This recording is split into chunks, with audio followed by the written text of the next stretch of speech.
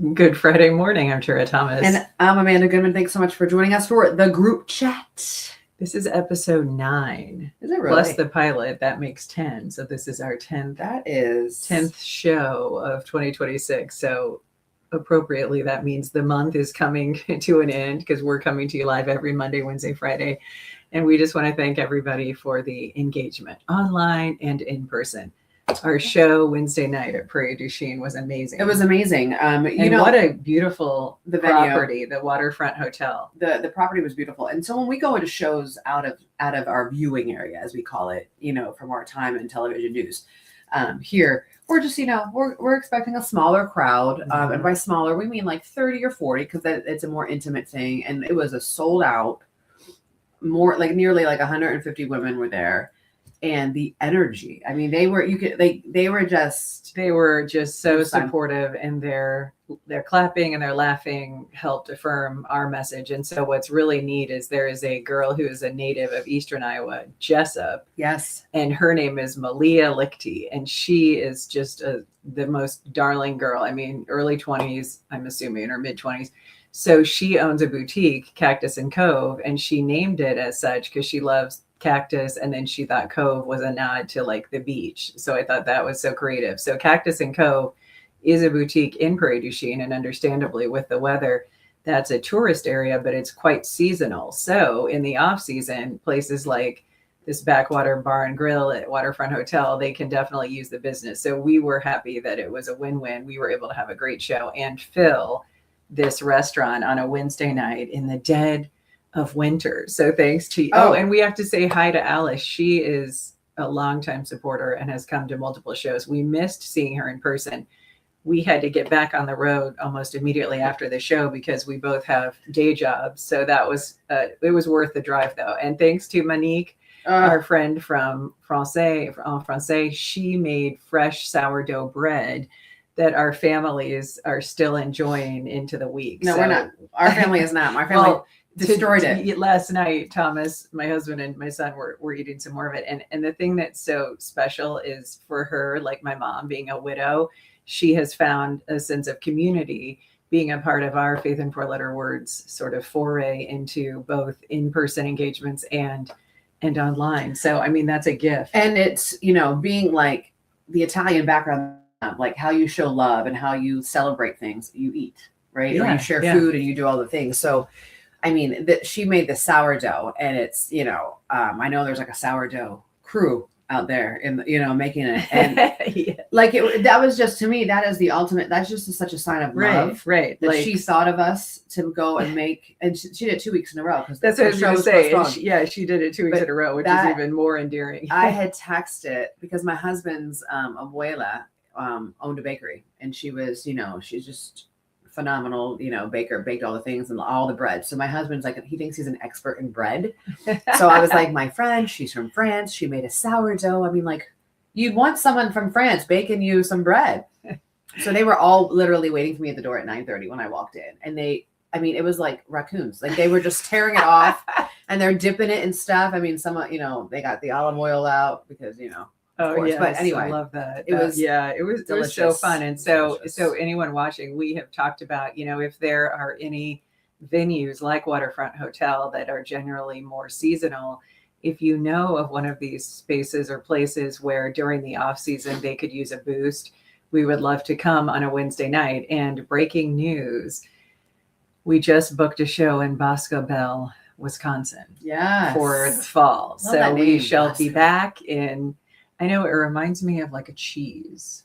Wow. Now don't say cheese. I'm going to be hungry for cheese. But isn't that appropriate that it sounds like a gourmet cheese and it's in Wisconsin? Boscobel. Like everyone was so chill on Wednesday. Mm-hmm. And I think it's because they've got that. They live on like, you know what I mean? Like they're right there on the, I mean, you put anybody near water and it's like, everyone's just, we're going to just take it down a notch. And I think the other thing that was so interesting when talking to Brittany, who she and her husband are the owners, they're young and they too ventured into this world of entrepreneur, hotel ownership. And that's really admirable. Remember what she said to us? She said that she and her husband own this hotel. It's beautiful. And she said, we had no idea what we're doing.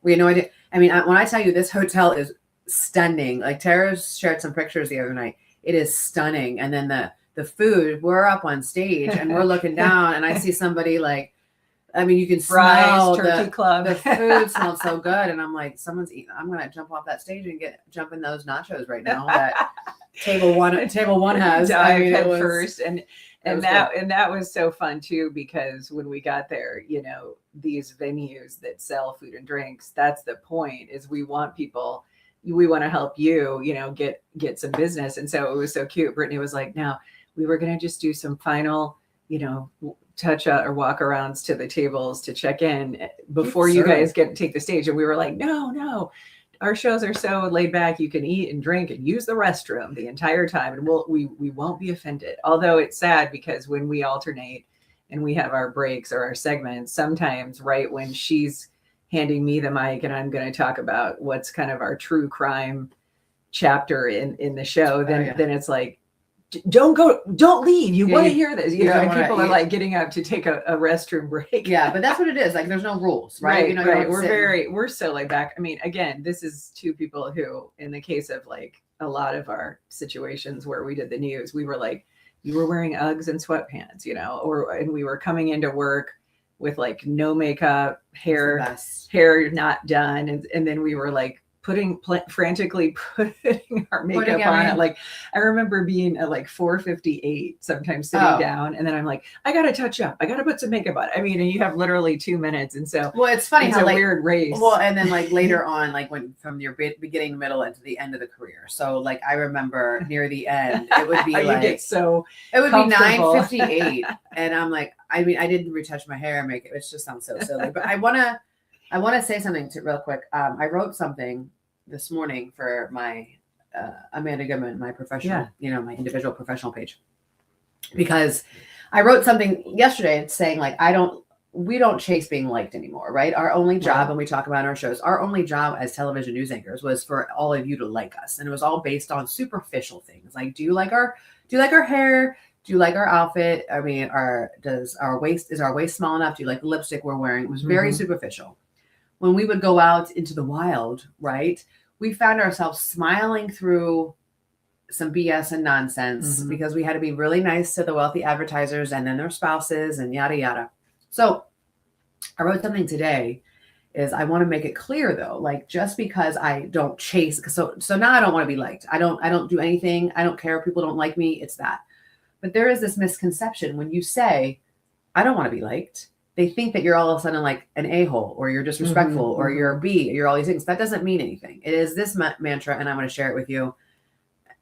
And I just want to let you know, I live my life by this: do no harm, take no crap. Yes. Yeah. Take no S. Right. I would say I don't think we can. I don't know if there's rules on Facebook if I can swear, but I don't want us to get. I don't want to. Off of Facebook. I have been flagged too many times. So you do no harm, take no. Like that's all it is. And so when you hear someone say like, I don't need to be liked, that doesn't mean we're out. Like, I don't like wake up like Drac in the morning, like whose life am I going to ruin today? You know? So, well, and I think a lot of women can relate to this. So when you're in that world, as many of us are, that social media pond, there is a lot of FOMO, which is the acronym for fear of missing out. Sorry, and so what happens for a lot of women too, is like you go on Facebook and then you see a group of women out doing X, or you see people all liking and commenting on someone's post, and then you're overlooked or omitted or not invited. And then it starts to play on your mind, much like the middle school mean girl game, where you start to think like,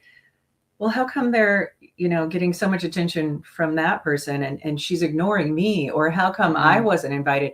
And so it's sad because social media does allow a level of social engineering and overthinking to cloud, you know, your vision. And so what we are so grateful for is that clarity that comes with age, where you understand and you fully embrace the fact that a lot of the sort of posing and, you know, the fakery of Facebook, behind the scenes, how many of those individuals have genuine friendships, how many of those women, when they're in their valleys in life, can really count on those people to be there? Or is it more of a curated, you know, look at me, I have all these people surrounding me. Right. And so I think you understand and you have a wisdom to discern that there's no way that everybody is going to be able to maintain sincere, genuine connections, Yeah. because many times those engagements and relationships are driven by transactional exchanges. Opportunity. So my opportunity. husband is in business with your husband, or my husband is in the same line of work as your husband. So we're going to pretend Mhm. that we all get along because we're in some ways competitors / all benefiting from the same pot of Right. financial gain. And Right. I see that all the time. I mean, I remember one time I had a friend who was somewhat at odds with the wife of a sort of counterpart in her husband's world. And I remember the husband had pretty much told her, you really need to get along with her because that's, one of our biggest competitors. So it's almost like, again, it's like the middle school social engineering, but now you're engineering things for the benefit of your business relationships. I can't do and it. That happens a lot more than people, Yeah. Well, here's a great example. When we were in TV news, the general managers would sometimes understandably have like golf games with the salespeople and the advertisers. And we knew of anchors who would try to like get their husbands to join in on the golf games. 1000%. Or other of the male anchors would go in. Like the female anchors were never, because I could play golf. Yeah.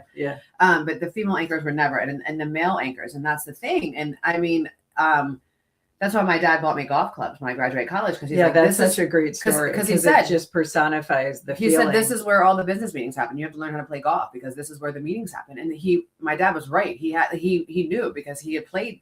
I mean, he was in that world, right? He was an attorney, so he was in that world. But it was the male news anchor would get invited and would go like golfing, and then they're making deals, and then they're talking about you as well. Mm-hmm. And she's really difficult and stuff. And so that's so true. And so we used to say in our content in our show, if you were one of the early attendees, I guess now years ago when we started our tour, there were a lot of things that we talked about that now we've had to leave on the cutting room floor because we've added a lot of other interesting war stories, if you will. And so one of the things that I used to say that I loved is when Amanda had encouraged me to sort of phone a friend when I was looking for a job and to just kind of leverage connections. And I was like, we don't have as women the equivalent of the golf course wheelings and dealings. And so I used to say, there's no such thing as like, let's all go to Panera and break bagels and talk about and network and talk about our futures. And so we really like to encourage you, if you have those relationships and those connections as women, like don't be shy about leveraging them, because there are so many people in the male side of that socialization that are doing all the things for their own, not just personal gain, but for a financial feather in their cap, right? Yeah, because you're more likely to do a deal with somebody you hit the links with. I think I've never called and asked anybody for like professional favors, or hey, I'm looking for a job, or hey, I'm doing this, because I just knew that there were too many people who wanted to put me in my place to say like, have that moment like, no. And then they would do the Amanda Goodman came here and she wanted this, and I told her no. Like I'm not like I'm not naive. I know what happens. When I was out of a job, I had no shame. Like I would have called, but I would have called Regis Philbin, but to phone a friend and and I admire that about you. I admire that about you because you are genuinely liked and respected by people. Right? Oh, so I'm like, no, are you? No. I think like I'm like that. Like people, I don't know. Like people. They just don't like me. Which I understand, because I was thinking about the other day, because I was watching, there is a nationally syndicated talk show host, morning show news, Savannah Guthrie. I don't even want, I was going to like, I'm not a fan. Okay. And so then I realized what I do to her is the same thing that other people do to me. Right. So we do. When I'm like, I don't like her. When we're being critical of a woman and we don't know her personally, it's the same as what we experience. So, because I have heard stories, from behind the scenes, because I have friends who work on the Today Show, like behind the scenes. So I had heard stories and stuff, but then it's like, so I accept the fact that there's people out there who don't know me, who don't like me, because it's, if they see me here or they saw me on the news or they see what I write and they're like, I don't like her. Like, I'm okay with that now, because I do the same thing and that's okay. Like, just not my. So we should say this has been an unexpected blessing for you. There are many people over the last 3 years who've come to our show And after hearing us talk and sort of feeling connected more to us, they will follow up with a message on Facebook or an email, as specifically a lot to you, and they'll say, I got it all wrong. Yeah. And that's been really refreshing because, hey, cool. good for everyone to be open-minded. So if tomorrow Savannah invited us to Panera, we may, part ways as good friends. We don't know how we would probably feel. not. No, I don't know. It's I just know, like, we know the industry, and so we know people. We know people all it's across. A small business. It's a very small business. Whether you're in small town Iowa or big city New York, it's 6 degrees of separation. And there is something that we talk about in the show. The worst, the biggest offender, and the biggest snake in the boys club is the woman who is the participating member. So I can spot and sniff out a participating member of the boys club from hundreds of miles away. Yeah, you become so I think savvy at recognizing, and I don't care where you work, they are everywhere. They are embedded from top to bottom. And I don't. It never fails. I mean, and some of the things that happen, are so laughable when people tattle to HR and things like that. And the thing that's so funny about it is when you're young, you are just so fearful. You're fearful of being called in or have somebody come up to you and say, could we talk? Could you step into my office? And then as you get older, what you realize is that the people that are executing this control and who are doling out the, good, bad, and ugly and putting the file in your review, those people are humans and have flaws too. They're flawed people too. So sometimes a flawed person gets in a power position and they want to inflict some kind of silliness over you because that's their way of making up for the time they were slighted in 6th grade when Jeff didn't kiss them and liked the other girl. Yeah, I do. I think, what I mean? I think there were a lot of people in management in television news throughout our entire career. So all across the country, right? All across the country. And I think a lot of the men who got it work behind the camera were men 1,000% who were mistreated by women at some point in their life. So they never got the girl. They never got the girl. So they wanted to be in a position where they were able to pick the talent, control the talent, tell you that you were fat, tell you that you were this, because it was like a part of their life experience. And the pleasure they took in looking at VHS resume reel tapes and looking at and this boss that I had told me that, we can teach her how to deliver the news, but we can't teach hair and makeup when this girl was a pageant queen. And so he was giving her preferential treatment because she had a sash and crown and was a pageant queen. And I laughed because I remember one year, and my parents had pointed this out to me, one year back when Brooke Burke and Eat Wild on E! Entertainment and all those, that was the first sort of foray into the reality world of having celebrities be news personalities. There were 49 out of 50 contestants on that year's Miss America pageant that all wanted to be broadcast journalists or news anchors. And my parents were like, interesting. And that was the beginning of our industry becoming infotainment. Well, I remember meeting people who were not journalists at all, and a very similar, they were kind of like pageant-y people. And I remember saying, like, how long have you been in this industry? Well, I was doing this. And then, so-and-so said, you should just be a news anchor. You should just read the news. Okay. And then for me, I'm like, what?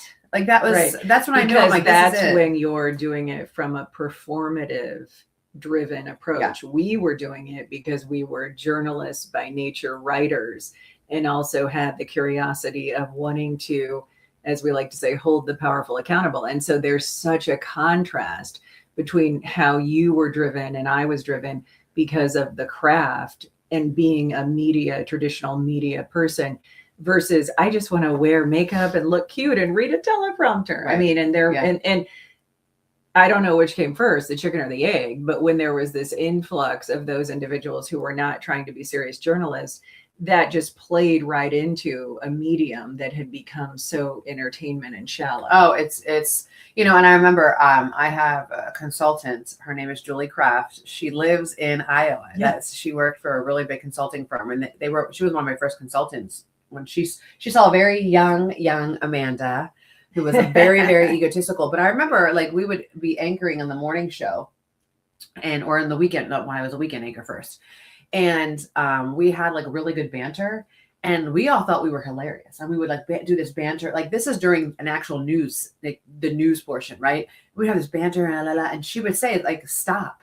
Like the viewers don't know your inside jokes. They don't know this. You know what I mean? Like, cause we thought we were so egotistical, not her, but like me and the other guy that was working with. Anybody in TV has a big ego, right? But we were like, we're so funny. We're telling these jokes. Like this is so funny. So I just saw it play out. So I was watching some news the other day because I turned it on and I was getting ready. It was near the top of the hour. So I'm like, I just want to see how cold it's going to be today. Yada, yada. I couldn't get it for like, I don't know how long it was probably only like 3 minutes. It felt like an hour. An eternity, especially when you're waiting for a quick update. Yeah. The two anchors were talking about something and they were like this joking around. And I literally was yelling at the screen. I'm like, get to the weather. Like I was screaming, but I'm like, nothing has changed. People still want it, but all I want, like, give me 10 minutes to walk into a local newsroom. Give me 10 minutes and just be like, nope. Just to talk about, like, no one's talking about delivery anymore. Right. All the things that for years we were constantly being scrutinized for. I feel like a lot of that has gone by the wayside and there's many factors playing into that. Okay. So we wanted to read a comment here. Since we are the group chat and we appreciate your feedback, this is great. Rayanna Knudsen. I worked at a CPA firm here in the Cedar Valley, and the boys would go golfing or trips for client entertainment. And a female now partner got her nails done with a female potential client. So she took her to get her nails done. That was questioned by the leadership. She made it clear this is the equivalent of a golf green fee and drinks. Ooh. I love that. That is so true, because you would engage with somebody getting your, pedi at a spa just the same as guys on a golf course. So that's such a great idea. So if you're looking for a unique way to engage with your clients, go get your nails done. Go get your nails done. Go get I don't know about your hair because you might be under a blow dryer. You wouldn't be able to hear. I don't think they've ever sent me. I never went with any, on news, in the news business, I never went with anybody. No one was ever. So the salespeople used to get bonus trips, commission trips, just like people do in like multi-level marketing do. And one day, one of my friends whose husband was an advertiser. Wait. Can I time out? So they would, I don't ever like, cause they didn't do that when I was there at any of the stations. Oh yeah. They got trips with clients to, and like, it was to sell advertising. So I was going, so one of my friends, her husband, their company, they were big advertisers. And so this friend of mine was really nice. And she said, are you going to that all-inclusive resort with so-and-so from the station? And I was like, no, I'm the talent. The talent are just the puppets. We don't go on trips. We get a Famous Dave's free lunch after we, make the station $100 million. After $13 million in election ads come in, I got 2 cornbreads and a rib. So it's true. I remember laughing about it with my coworkers. We were like, they were like, we're gonna have a free Famous Dave's, like, and we love Famous Dave's, but that's what was so funny about it. It's like that's our equivalent of an all-inclusive trip was like getting one free meal. So, and we'll give you a side of baked beans. Well, I remember when like advertisers were coming to stations, again across the country, and they would say like, "This is our evening anchor. This is our main anchor, Amanda Goodman," and then everyone, I remember, "Hi, nice to meet you. Hi, like." Mm-hmm. How are you doing? Great to meet you. Yeah, not me at all. You turn on that. Well, we had to because that's. Because we were puppets. We were puppets. Completely. And so what's really so sick is the stuff that would be said to us behind the scenes. So I'll never forget, I was doing the morning news and we had a tyrant of a news director, so much so that during the time that he was at this one particular station, I think a total of like 70 people either left or were fired. And this is small market television. So there weren't a lot of people left. So when this guy got mad and he was truly all over the place with emotions, he would throw out these threats, and they were awful, and we could do nothing about it because he sort of had the protection of management. So I'll never forget, he pulled myself and my co-anchor into his office one morning after some ridiculous silly thing that upset him, and he was like, don't think for a minute I won't swap your jobs out. You guys are going to go to overnight producers, and the overnight producers are going to take your slot, going to take your spots on the desk. I mean, and we were just like, but that's how ludicrous it was. But he was literally going little man, wasn't he? Oh, are you kidding? He came up to my waist. He did. In fact, someone said they were surprised that he hired me because they said they saw us walking when we were heading out of the station to go to lunch when I was there visiting. And they said that every step I took, he was double stepping to keep up with me. And they thought that he, seriously, they thought that he wasn't going to hire me because it was literally like I was a foot taller. I'm actually surprised that he did because it would be. Well, I know. And now, I mean, we laugh, but like you said, when one of our previous stations moved to like a standing thing, that doesn't work for a lot of women who are tall because what would you have done here? Yeah, I don't know, because it would have been like this, like me here and the co-anchor. Ron would have had to stand on like block, like they had the co-anchors who would work. Well, and that's and if you guys ever saw it, I talked about it on our Faith and Four Letter Word page when I was in college and I was on the Wheel of Fortune. Pat Sajak, there were risers behind the portable wheel because our shoot was in Boston on location. So there were risers. So I'm way taller than Pat Sajak. Okay. So his riser was up here and mine was down here. And then when we were standing behind the wheel, we looked close in height. So you need to watch that when you watch the Wheel of Fortune, and you will see that almost everybody is the same height. And now Ryan Seacrest, who I'm assuming is also quite short, which, by the way, if you want to be shocked, watch the video clip that they keep sharing on social media of Vanna White announcing that she finally married her longtime boyfriend. And then Ryan comes over and hugs her. And I've seen multiple posts from people that didn't even recognize him because if you haven't watched him on Wheel of Fortune, he's like a skeleton. Oh. He and Vanna are so skinny now that his face is so gaunt. His face is so gone. He's just like crazy how thin he is. He's just reminds me of like Boys Club. Again, I'm not like, I don't want to. And I mean, no question. I think he has a talent, But the things that they do, like you think about the risers and stuff, people in that business, they over accommodate for the men. Oh, for sure. They over accommodate. Yeah. So if a man was too short, they would if I was too short, they would say, well, why don't you just grow? Like, why don't you grow? Like, it was always like the woman's fault. Like, it was just. All right. Or if the man was too small, like, they would say to me, like, well, you have to lose weight. Yeah, it's so true. There wouldn't be any, like, let's bring in, Kim K's corset to cinch your waist. We're going to, like, expect. Yeah. Okay. Breaking news. Our good friend, Mayor Tiffany O'Donnell, is watching in Cedar Rapids. Congratulations, by the way, on your latest reelection. She said that's your next shirt, 2 cornbreads and a rib. It's true. Because she knows she was a long-time journalist. That personifies how it was very much the hierarchy in television news is very much like the management was Marie Antoinette and we were the peasants, and they were like, let them eat cake. They were throwing some crumbs down, in this case, cornbread crumbs. And we loved it. We got free food. Except, we got pizza night. I mean, I remember one election night, they got us, it was like baked ziti and lasagna. And we were like, oh my gosh, this is like gourmet. Like what? Like, they really know how to take care of us here. And I think I probably posted it like on my personal Facebook, like, finally feel valued by a station, because I got me big ziti on a night where I was at the station for like 22 hours. Oh, but I wasn't allowed to eat the big ziti. I was only allowed to eat the salad that came with it. Oh, yeah. Oh, so you're not with no dressing with those. Hey, our friend Jenny, TGIF, is it ever going to warm up? Thank goodness, to start the morning with you, rays of sunshine, right back at you. I just said yesterday to my mom, I said, this is awful because it feels like because of this cold that January has lasted for 12 weeks. Yeah. I looked at my husband last night because I saw a meme and I said, I agree with this. I said, I could really go for a sunburn and mosquito bite right now. Like, my gosh. Because my husband is like an equator guy, right? So he does not like the cold at all. And I was very much like, I always like the cold. I like snow until Christmas because it's magical. I didn't mind the cold. I mind the cold now.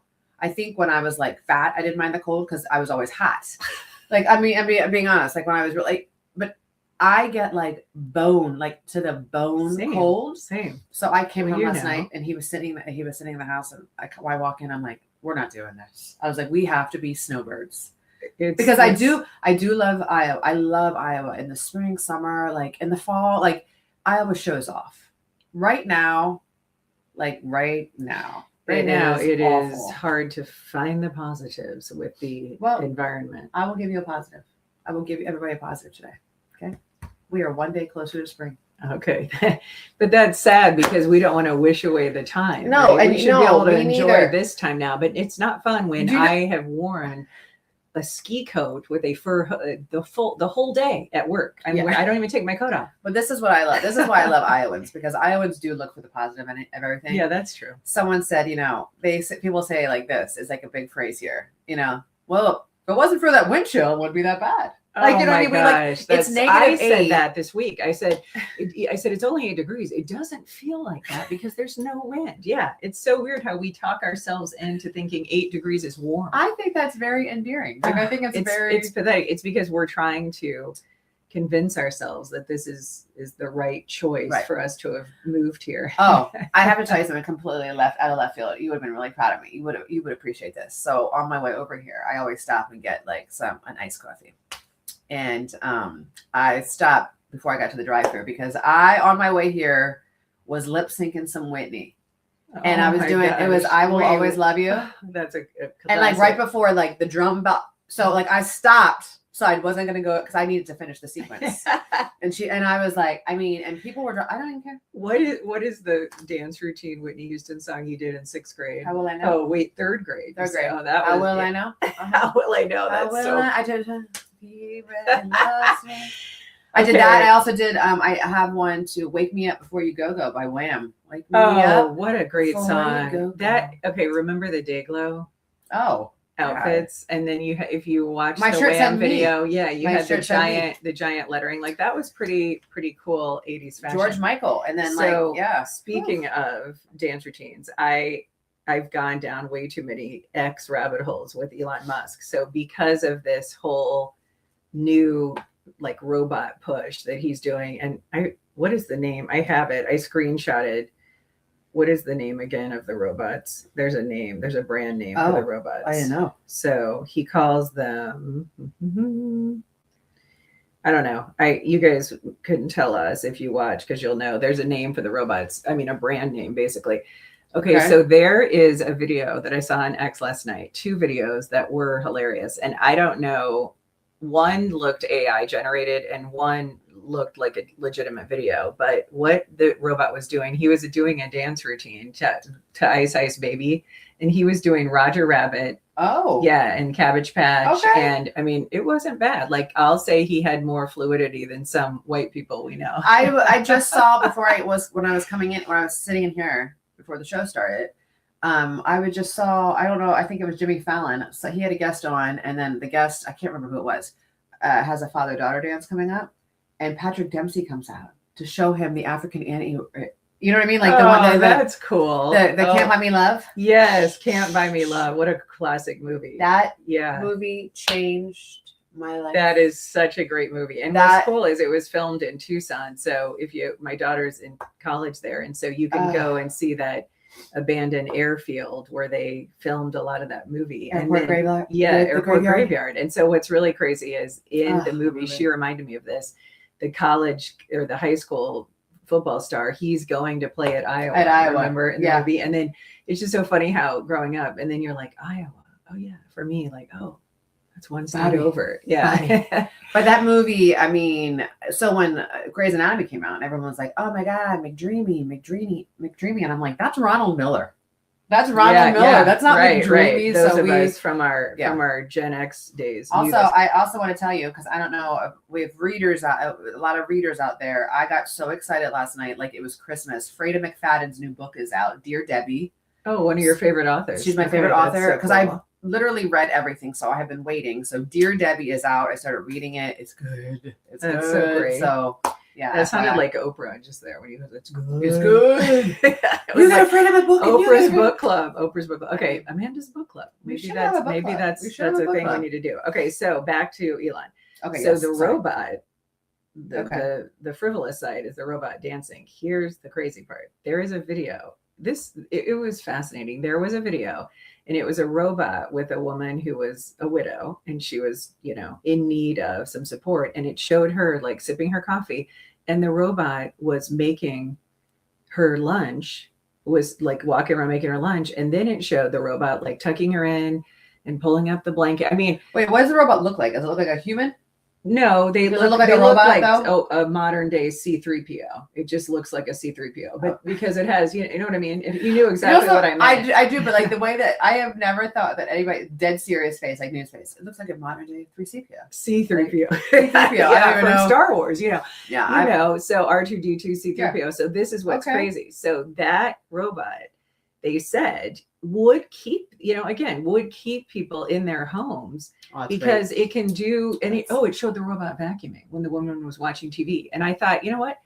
Why reserve it just for those who are older? Let's start now with robots doing all of our cleaning. That's amazing. Because what was her name? What was her name? Rosie in the Jetsons, who did all the cleaning, and she had the long arms, and she could like do their hair. Yeah, she had like the go-go gadget on. Okay, so this is the other quick thing I wanted to say about Elon, that this man, love him or hate him, he is a genius because of all of his futuristic. Yeah, he's wicked smart. He is envisioning our lives decades before we would live them. And so they have come up now with a new product, and it's called Blind Sight. Blind Sight, this is quoting Elon Musk, will enable those who have total loss of vision, including if they've lost their eyes or the optic nerve, or maybe have never seen or even blind from birth, to be able to see again. And this is how they do it. This is so interesting. It is a neural implant, and it's not glasses. It's not a camera that you would wear. It's a micro electrode implanted in the brain, and it stimulates neurons in your visual cortex, which is very scientifically above what we can comprehend. But basically, instead of relying on the optic nerve, this system will write visual information directly into your brain so you can perceive the images even if your eyes are blind from seeing them. And so it blew my mind to think about the hope this has given for all the people that for all their lives have never thought there would be any kind of scientific breakthrough. And what he's saying is, we don't need a breakthrough with our bodies. We need to figure out the technology fix that would take whatever our body isn't providing us and fill the void. And that's where that is a good use of technology. It's filling the gap where biology can't. And so for somebody to come up with that, it's exciting. So well, and it speaks to what we've always said.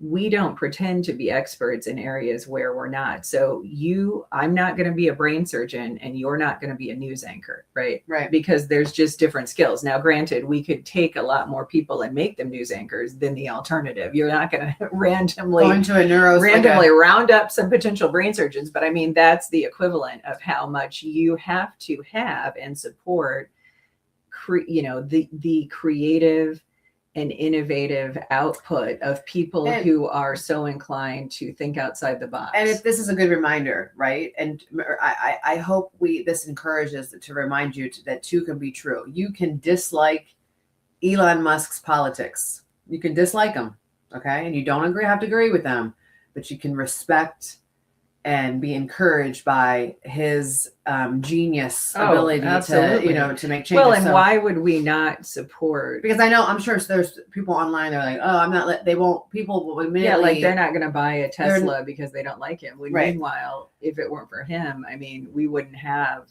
the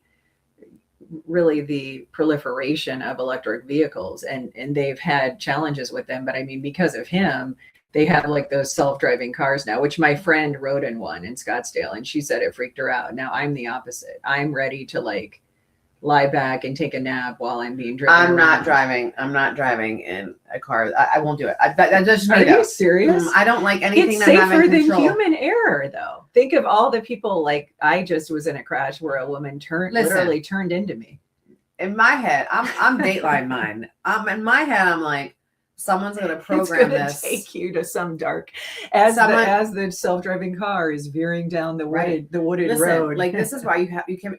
This is awful. This is completely not think, but it's like things online, and this is why you have to be very careful. There was a woman in Illinois. I don't know if you read this. She was pregnant. She was a few weeks away from delivering her child. She was stabbed 70 times because she was responding to something on Facebook Marketplace. That is sick. Like, that's so sick. Listen, have you seen those memes where it's like the guy driving to meet a stranger in a to buy a parking lot toaster. so that my wife can get $5 for, you know, yeah, our son's old tennis shoes? It is like it is very. You're right. It made me sad because I'm like, this woman was probably going to get something for her baby. That she was gonna have. It's sad. 70 times. It's sad because, and many people will appreciate this, we forget the evil that walks among us, right? The evil that lurks For around sure. us. And so it's what we always talk about is like, you can get way too comfortable because you think your town or your neighborhood or everything about your life is so bubble safe, Yeah. bubble wrap protected. And the truth is, like,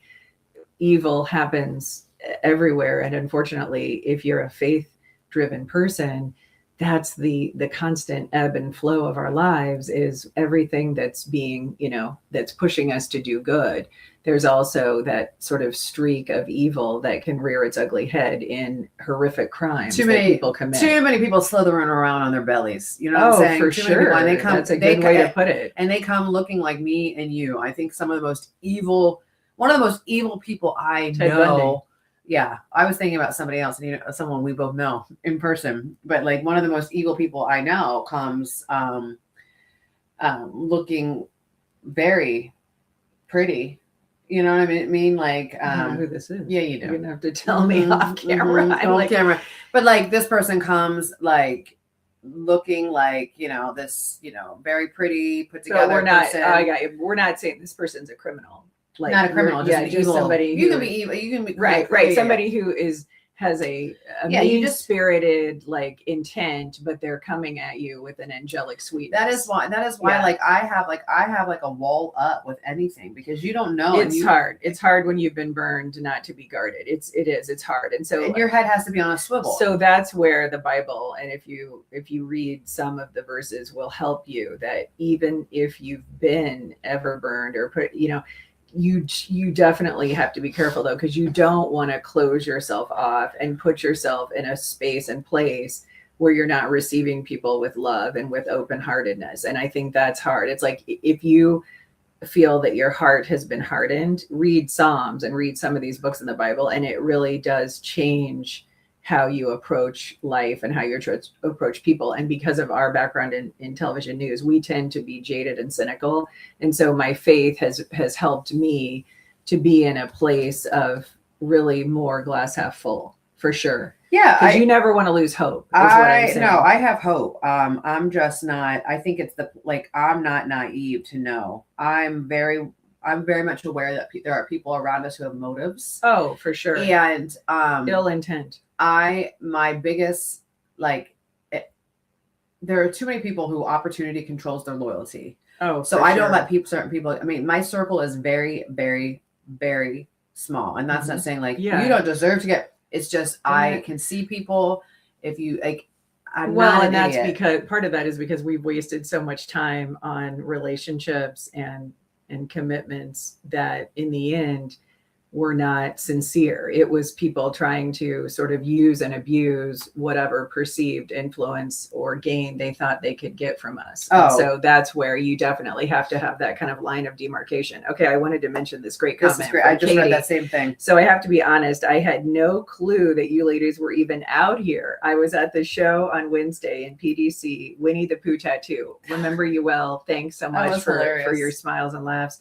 You ladies are amazing. I'm hooked and will be following very closely from now on. And that's what we loved about doing that show.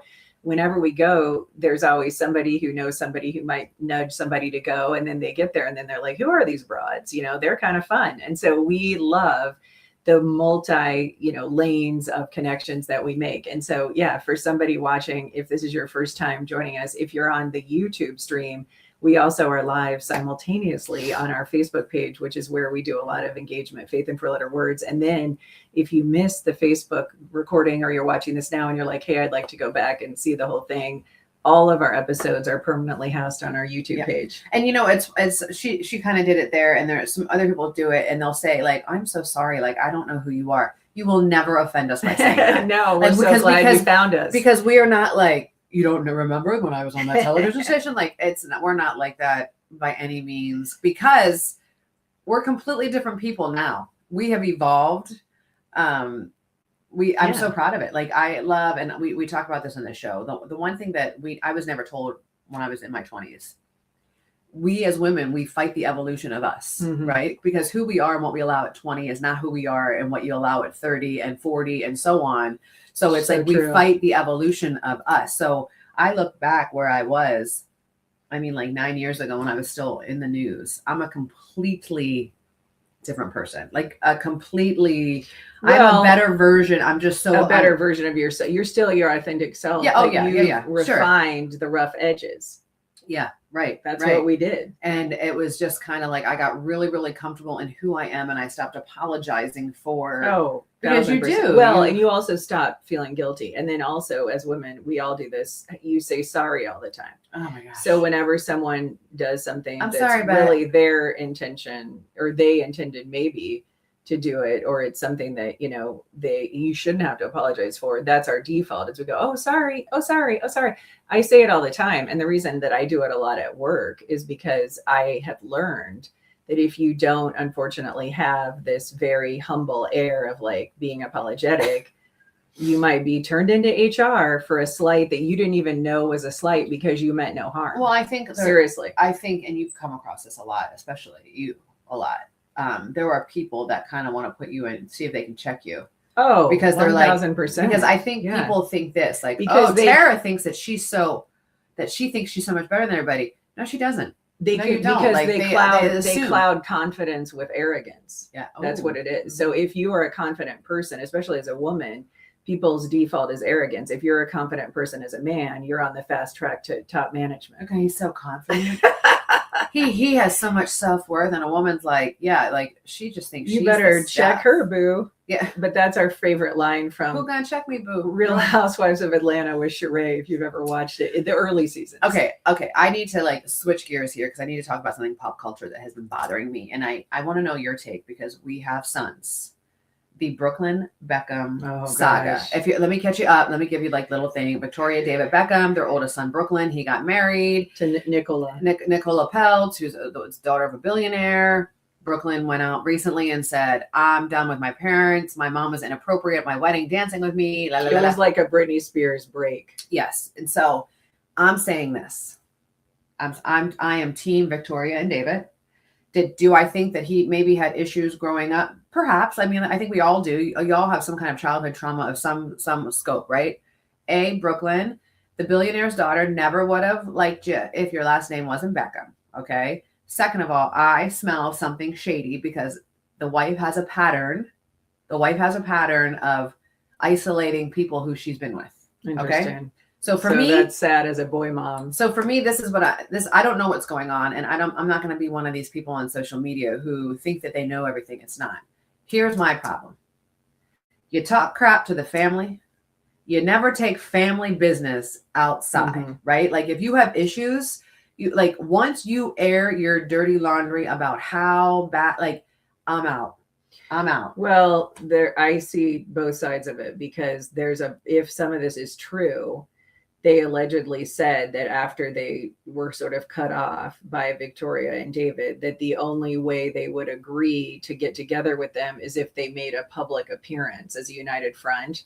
And so that to me was very silly and curated. And that's what he was saying. He was saying that his whole life was driven by all the keeping of appearances for social media. And when you watch the documentary, you very much see that there's a huge a huge image driven approach because that's all they've ever known. Because he was so young when he became a soccer star, and she was so young when she became a Spice Girls phenom. It's just so all they've ever known is performative curation of their public life. And so I think for their son, they didn't know how to raise somebody without making sure that every single move was calculated. However, and so he's saying, he didn't want to have to be performative, but like she said, that's because he's also influenced by this girl who allegedly, I saw this on X, gets $1 million a month for her allowance. And that's a warped sense of reality. Please don't do the Harry and Meghan thing where you say like, we're private people. Oh yeah, we yeah, want privacy when there's stage. So all I'm saying is this, and this is what, like, I'm not pretending. This is all that my fear is always. This is one of my fears, that my son will meet. I think we all have that fear. Meet a woman that tries, because my mom always says, if you have a daughter, you have a daughter for life. If you have a son, you have a son until he takes a wife. And I'm like, No, like I will like fight somebody like, and we're not the type, that's the one thing that we're not the type of people right now who, if our sons went on a date or like somebody, we're not trying to be best friends with the girl. And I see a lot of that. And I think that's silly too, because then I think it pressures the kids to stay together because mom and dad and parents it's too much. No, it's too much. It's so all I know is I am, because it's the Italian in me too. So like a mom and her son. So Hector made fun of me one day because a girl came to the door to talk to Nico, and Lucci comes out. She's like, "There's some girl here to talk to Nico," and I was like, "What?" And so I go into the front bedroom. But wait, this is when he's like in 7th grade. This was like years like, and this is the first time a girl ever came to the door, and it was like, and I was like sitting there in the blinds, and Hector is like in the room, and he's like laughing at me. Meanwhile, when when she started dating when she was younger, he answers the door acting like Scarface. You know what I mean? Like, gosh. So, but it's very much, I cannot like, I am very protective. Scarface. So I can't imagine a girl coming into my son's life and then poisoning him. I wrote a blog about it, remember? Because we know somebody who reached out to me. Yes. She's been completely shunned by her son, and they're not even allowed to see the grandkids now. Right. And again, there's always two sides, right? There's always two sides. But like for me, isn't that sad that the grandkids wouldn't see the grandparents? I mean, that's what breaks my heart. Again, I'm fighting somebody. I'm just letting you know. I mean, so if any young girl out there is, but that's so many young people today. That's what we've been conditioned culturally to think is okay. Is like to block people literally, figuratively, and literally on social media and in person, and to cut people off. There's Oprah Winfrey, she does some online content similar to her talk show, and she did a whole segment about this. It was people that have cut off family members, and there were young people that had not seen their parents or talked to them in years. I mean, some of them it's deserved. Correct. Some is like so toxic and so like, but if they're voting for a candidate you don't like, you still should go to Thanksgiving dinner. It's nothing like that. No, that's what it is. It was people cutting people off for stuff like politics. Because I want to recognize so silly. There are some relationships that are beyond repair. There are some things that you do. You're that right. are like that's good. That's a good discernment to make. But we're not saying if you were abused, you should always go back to your abuse. But if like you don't like somebody, or I mean, I watched the video of Victoria Beckham dancing with Brooklyn, right? Like, and I didn't see it. What is it bad? No, not in my but see, because they were choosing. This is what's also weird. And how do you feel about this? And I want to know how everybody feels on that. Join the group chat right now because I want to know how you feel. There are people who get criticized when they are seen kissing their small child, like on the. Oh yeah, I think that's stupid. Do you think it's stupid that people kiss? No. I think it's stupid that people criticize. Yes. I kissed my parents. I've kissed my dad on the lips I still when I was a kid. There's nothing wrong with that at all. I still do. Different people have different ways to show affection, and if stop making everything so sexual. Correct. That's the problem. The intention is love, and so you're grateful that that any kind of love is shown in whatever way feels normal for that family. I would never, if you were watching like Tom Brady kissed his boys on the lips and was being criticized for that, and I thought, what a good father that he's showing affection. Right, and if you watch Godfather too, that's a kiss of death. If you get real. Fast. I mean, I know what you did. No, I totally agree with you. People get way too judgmental. And the thing is, like, everybody has different sort of cultural norms that make up their family unit. And good for them, because that's the beauty that God gives us of of choice, is we get to raise our children and do things in a way that we don't have to, run it up the flagpole and get everybody's permission. So this is what I think happened with the Beckhams. I'm going to be the expert right now. I'm going to be the armchair quarterback. I'm going to be the expert. I'm just street smart, right? This is the only reason I'm saying this. I think what happened was there was this mother-son dance. And I think you have the wife who is very wealthy, I think she's very wealthy. I don't think she's ever heard the word no in her life, which is okay, fine. And I think the spotlight was not on her for a brief moment at her wedding, and I don't think she liked it and she stormed out of the room. That's what I think it is. I think that she was being outshined by the famous mother-in-law. And I think sure that, and then from that, it was like, I'm not gonna let anybody outshine me. Like, she's not gonna outshine me in our life. This is ours now. I think that's what it is. And it's partly too because money doesn't buy you celebrity. So Spice, Victoria, Posh, thank you. She's going to be famous. She's good. And I saw them on tour. I saw them in Washington State when they were on tour, and it was a lot of divorcees looking for me. I have never been a Spice Girls fan. It was a great concert, but I went with my stepdaughters, and they were quite young. Yeah. They were fourth grade and second grade, and it was interesting. They were like straddling chairs naked, and it was all young girls. It was a weird dynamic. But I think that you're absolutely right. I think that it's a case where Victoria and her celebrity are sort of insurmountable. And this girl, having, literally billions, has felt that she was always the most influential and important person. And the truth is, she's always going to take a back seat in terms of fame to the mother-in-law. Well, and listen, Americans, you're looking bad in England right now. We're looking bad. Like some of these women, these American women who are getting these like Englishmen, we're looking bad. Like we're acting like it all started with Grace Kelly, and she was the consummate princess. She was class. She was so okay. classy. I have to mention this before I can't believe it's already time. I feel like an hour went by in 10 minutes. I mean, isn't that crazy? But we love like starting our Monday, Wednesday, Friday in this way. And we both said that this has been good for us because we're the kind of people that need to just like talk it out and sort of have those emotional, connections. So I just wanted to give a nod to Waterloo West High School. I think it's a very appropriate tribute. If you've been following the news, it made it all the way to People magazine. The sad story of the Waterloo family, where 3 of the children were killed in a horrific accident that happened in Kenya when they were on like a dream trip over the holidays. So 2 of the brothers, the young boys that attended Hoover Middle School, they did a very appropriate balloon launch or balloon release as a tribute, which I think was really neat that the school did that because the children needed to talk it out. And one of my friends, who's a boy mom of a kid that's friends with my son, Thomas, her younger son was in the very close circle of friends with this child. And she said it was one of the worst things she's ever had to do is to tell her son that his friend had been killed. So tonight at the Waterloo West Cedar Falls basketball game, they are doing a pink out in honor of their older sister, Njeri de Leon, who is a friend of my son's. She also then was injured and passed away in the hospital in Kenya.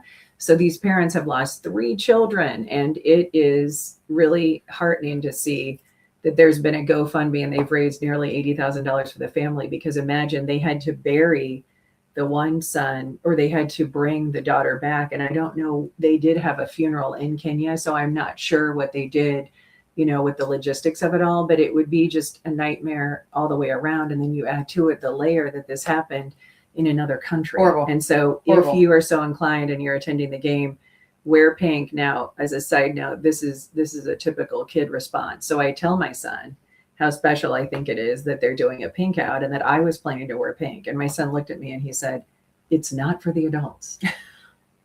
And Thomas, I said, and so the sports writer in Cedar Rapids was so nice, Jeff, I should look it up. I forgot his last name. He's a very well-known sports journalist in Cedar Rapids.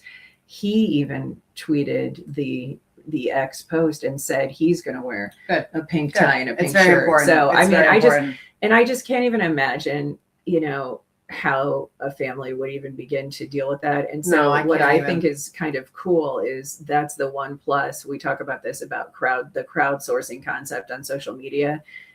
Years ago, you wouldn't have been able to have like an international fundraiser because there was no way to connect people, and you wouldn't be able to have fantastic, public displays of honoring people because unless you knew somebody who called and told you that it was happening. That's great. So we're pink today, even if you're not going to that big basketball game in the Cedar Valley, we're pink. But 4-letter word today, because we're running out of time at 7:59, is real.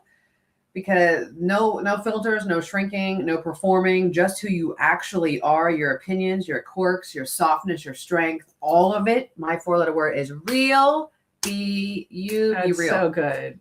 That's so good. Real is always true. Like, Mhm. and you said true and real this week. Those were two good 4-letter I know, words. must be on my brain. So Philippians 4:6 is our verse of the day. This was like, I have so many favorite this is a good verses. one. Do not be anxious about anything, but in every situation, by prayer and petition with thanksgiving, present your request to God. So on this Friday, don't have that anxiety overtake you, because there's a plan for your life. You have a purpose. Live it out and make sure you have, if you can squeeze it in this weekend, some self-care. My mother-in-law, devout Catholic, she used to say to me like this. She said, Amanda, give it all to God. It's so true. Have a great Friday, and thanks for spending time with us. And we will see you Monday morning, bright and early, for the group chat. Have a good weekend.